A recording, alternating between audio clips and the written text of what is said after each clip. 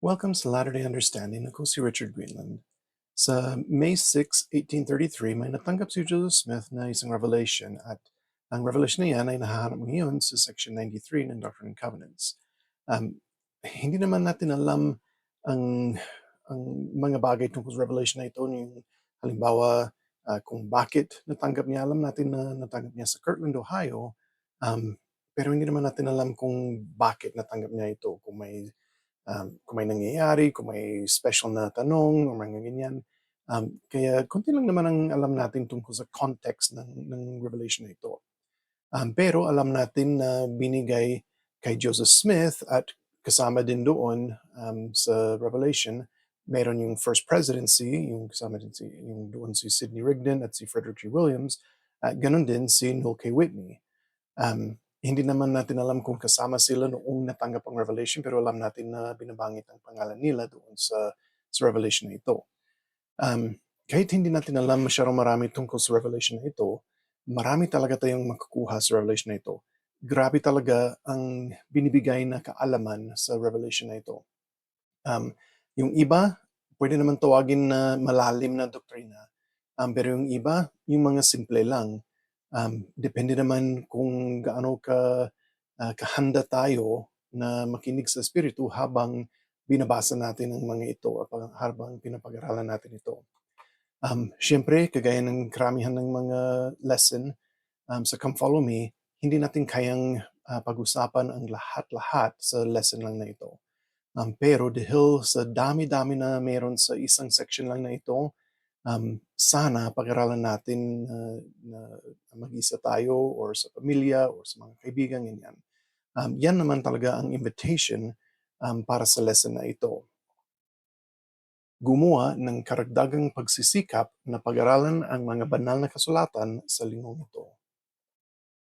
Alam ko bibiyayaan tayo kung gawin natin yan dahil maganda talaga ang revelation na ito. As in, ang dami talaga ng mga doktrina at mga bagay na tumutulong sa atin or tutulong sa atin sa buhay natin. Sige, so tungkol saan itong revelation na ito? Basahin natin ang isang verse na sinabi ng Diyos sa revelation na ito na parang pinapaliwanag kung ano talaga itong revelation. Hahanap ito sa section 93 verse 19. Ibinibigay ko sa inyo ang mga salitang ito upang inyong maunawaan at malaman kung paano sumamba at makilala kung ano ang inyong sinasamba, upang kayo ay makalapit sa Ama sa aking pangalan at tumanggap ng kanyang kabuuan sa tamang panahon. So gusto ng Diyos na malaman natin kung bakit tayo sumasamba, kung sinong sinasamba natin, mga ganyan. Gusto niya malaman kung paano tayo makabalik sa Kanya, kung paano tayo magiging katulad niya, ganyan. Kaya sagutin natin ang mga tanong na ito ayon sa sinasabi niya sa Revelation. Una, paano natin malalaman kung sino ang sinasamba natin or kung paano natin siya sambahin? Basahin natin ang verse 1 sa section 93. Katotohanan, ganito ang wika ng Panginoon. Ito ay mangyayari na ang bawat kaluluwa na tumatalikod sa kanyang mga kasalanan at lumalapit sa akin at nananawagan sa aking pangalan at sumusunod sa aking tinig at sumusunod sa aking mga kautusan ay makikita ang aking mukha at makikilala na ako na nga. Kaya yan, makikita natin ang kanyang mukha at makikilala natin na siya yun. Yan ang sinasamba natin ng Diyos talaga. Pero paano yan? Sabi niya dyan na ilang bagay dyan. Una, magsisi. Yan ang talikuran natin ng mga kasalanan natin at punta tayo sa Kanya, lumapit tayo sa Kanya. Yan ang pagsisisi talaga. Kaya kailangan natin magsisi sa mga kasalanan natin. Ganun din, kailangan tumawag tayo sa pangalan niya, kailangan magdasal tayo. Ganun din, kailangan makinig tayo sa kanyang tinig, makinig sa kanyang mga kautusan. Bakit meron yung dalawa nito? Dahil parang medyo pareho naman ito. Yung una, makinig sa kanyang tinig, yan ang personal revelation natin. Siyempre, kailangan naman natin sundin ang mga kautusan, yun yung pangalawang sinasabi niya dyan. at mahalaga talaga yan. Pero kailangan din matuto tayong makinig sa Espiritu Santo. Yan ang tinig ng Panginoon. Ginagamit niya ang Espiritu Santo para magsalita sa atin. Kuminsan nangyayari ito habang binabasa natin ang scriptures, kuminsan habang nananalangin tayo, kuminsan habang nasa templo tayo o nasa simbahan tayo. Kuminsan nangyayari lang ito sa pangkaraniwang buhay natin na may ginagawa lang tayo, may pumapasok sa isip natin. Yung halimbawa si Jesucristo, nagtuturo siya noon sa mga parables dahil alam niya na makikita natin ang ebanghelyo sa buhay natin, sa kahit anong ginagawa natin. Kaya kailangan matuto tayong makinig talaga para malaman natin o para makilala natin ang Espiritu Santo. Sige, so paano naman tayo magiging katulad ni Jesucristo? Di ba perpekto naman si Jesucristo? Di ba marami tayong kasalanan sa buhay na ito? So paano na yan? Marami naman sinabi ni Jesucristo tungkol dito. Pero sa una, isipin natin na si Jesucristo naging perpekto siya dahil yan ang kailangan niyang gawin. Wala siyang kasalanan talaga dahil kailangan niyang gawin ang pagbabayad sala at hindi niya yan magawa kung may mga kasalanan siya. Kung tayo, hindi naman natin kailangan gawin ang pagbabayad sala. Kaya hindi naman tayo magiging exactly katulad kay Jesucristo, pero pwede tayong maging perpekto kagaya niya sa pag-uunlad natin. Kaya basahin natin yan. Si Jesucristo may binigay sa Revelation na ito ng mga sulat ni John the Baptist. Wala naman tayong mga sulat ni John the Baptist sa Biblia. Pero pinahayag ni Jesucristo kay Joseph Smith dito ang ibang bahagi ng sinulat ni John the Baptist. Sinabi pa niya sa mga ibang verses na sa future, malalaman naman natin ang lahat ng sulat ni John the Baptist, pero sa ngayon, wala pa. Pero basahin natin ang iba niyan na yung sulat ni John the Baptist sa verses 12 hanggang 13. At ako si Juan ay nakita na hindi niya tinanggap ang kabuuan sa simula, sa halip na ay tumanggap ng biyaya sa biyaya, at hindi niya natanggap ang kabuuan sa simula, subalit nagpatuloy ng biyaya sa biyaya hanggang sa natanggap niya ang kabuuan. Kaya ito nagsasalita siya tungkol kay Jesucristo. Alalahanin natin na si John the Baptist, isang pinsan siya kay Jesucristo.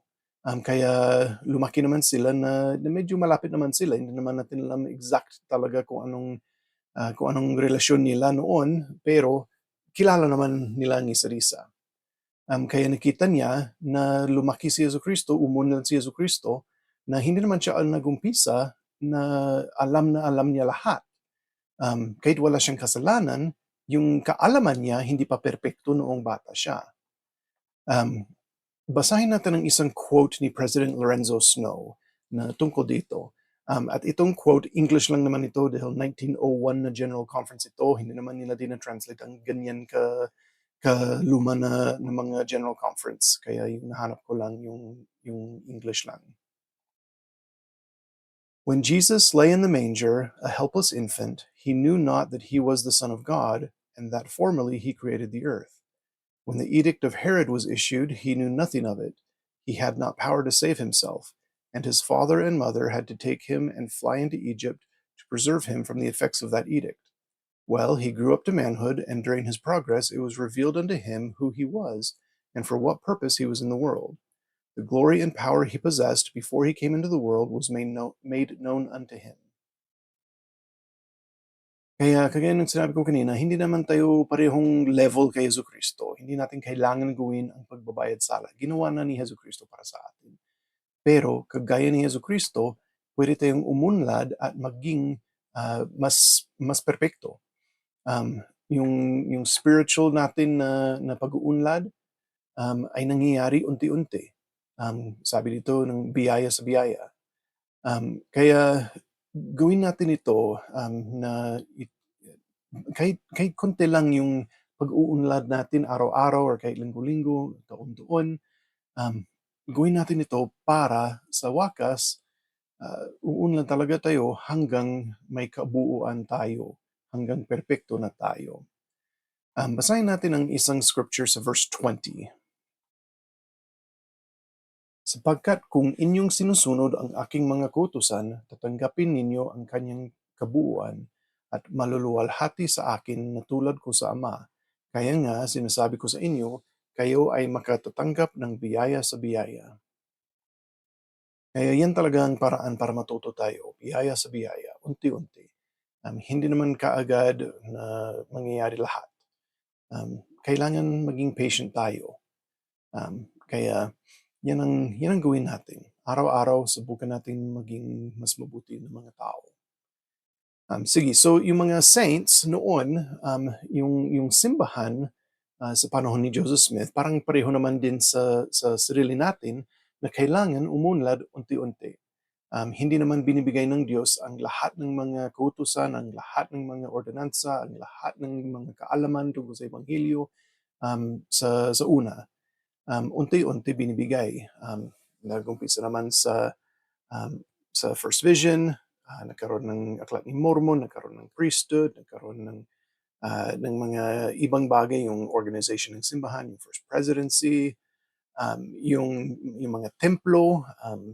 Medyo sinabi tungkol sa templo sa panahon na ito na binabasa natin, pero wala pa naman masyadong kaalaman ng mga saints tungkol sa templo. Pero kailangan talaga ganyan na malaman muna natin ang unang bagay, tapos malalaman natin ang mas mataas na bagay pagkatapos niyan. May sinusunod tayo ng mga hakbang. Basahin natin ang isang quote ni Joseph Smith tungkol dyan. At ito, nasa Come Follow Me na manual, kaya translate naman nila. Kapag kayo ay aakyat ng hagdan, kailangan kayong magsimula sa ibaba at umakyat ng paisa-isang baitang hanggang sa kayo ay makarating sa itaas. Gayon din sa mga alituntunin ng Ebanghelyo. Kailangan kayong magsimula sa una at magpatuloy hanggang sa matutuhan ninyo ang lahat ng alituntunin ng kadakilaan. Kaya gaya ng sinasabi ko, kailangan unti-unti, kailangan hakbang-hakbang. Kailangan gawin natin araw-araw na subukan lang natin gawin ang pinakamaganda sa buhay natin. Kung may problema tayo, babalik tayo konti, ayos lang yan, magsisi tayo at uunlad pa tayo. Alam ng Diyos na hindi natin ito kaya kung tayo-tayo lang. Alam niya na may mga bagay na kailangan natin ng tulong. Kaya kung hindi natin kaya ang susunod na hakbang, hingi tayo ng tulong sa Kanya, hingi tayo tulong sa mga tao sa paligid natin. Mga leaders ng simbahan, pamilya natin, mga kaibigan natin, kapabahay, ganyan. Meron din tayong journal prompt tungkol dito. Ano ang alam ko na tungkol sa Ebanghelyo? Ano ang susunod na hakbang na dapat kong gawin para matuto pa? Sana palagi natin ito isipin. Dahil kung palagi natin iniisip kung ano ang alam na natin, tapos isipin natin kung ano yung susunod na hakbang, uunlad talaga tayo. Magiging mas masaya tayo dahil may pupuntahan tayo. Kaya gawin natin ito palagi. Sige, so sa huling bahagi ng Revelation na ito, nagbago konti ang pinapag-usapan. Related pa rin, pero binago konti, or nagbago konti ang pinapag-usapan dito, yung topic nito.